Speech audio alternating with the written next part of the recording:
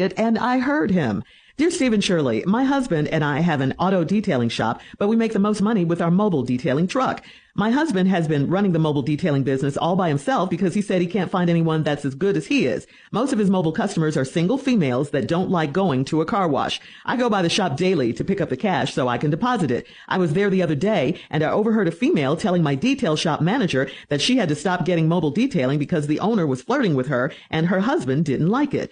Since she was talking about my husband, I asked the shop manager if she said anything else about my husband being inappropriate while he was working. The manager minimized the whole complaint by saying the customer is an airhead that thinks all men want her. I could see that in her, so I didn't dwell on it. The next day, my husband was on the deck smoking a cigar, and I could see him on the camera smiling and talking on the phone. I turned the sound on so I could listen to his conversation. I heard him asking for a picture of something. He asked for a sneak peek, a full view, and then he asked the person to touch whatever it was that he wanted to see. I started talking to him through the camera, and it startled him. He hung up without saying bye, and he came in the house. He said he was talking to a guy about a scratch on his car. The guy wanted to see if he could buff it out without having to sand and repaint it. I don't believe that. My intuition tells me he's a cheater. My intuition tells me he was asking to see some part of a female's body. Do I need more proof before I accuse him of lying?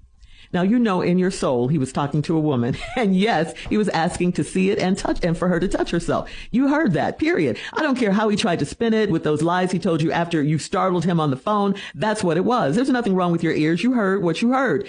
Why did he hang up the phone so abruptly when you started talking to him? Why was he smoking a cigar and smiling about? What was he smoking and smiling about? What was that all about? If it was business, if it was just business. And a scratch doesn't have to be touched to see that it's a scratch. You can just point to a scratch. There's nothing wrong with a little harmless flirting. I get that from time to time. But your husband is out there doing the most in these streets. I think you should get in that truck and start going on these mobile detailing jobs with him. Steve? First of all, let's just go on and deal with the, relationship wrecker herself, who just has destroyed another relationship. Whatever. Try to step in here and try to salvage what I can of the remaining relationship that these poor people have. Lord have mercy. Forgive us this day our daily bread.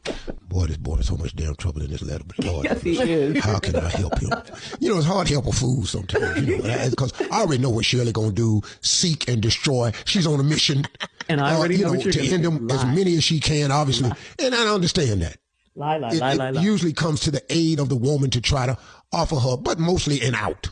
I, on the other hand, come with a different mission in mind to diversity in the letter. My husband and I got an auto detailing shop, and we make the most money with our mobile detailing truck. I stop by the business every day to pick up the money. The problem is most of his customers happen to be single females that don't like going to car washes, so all this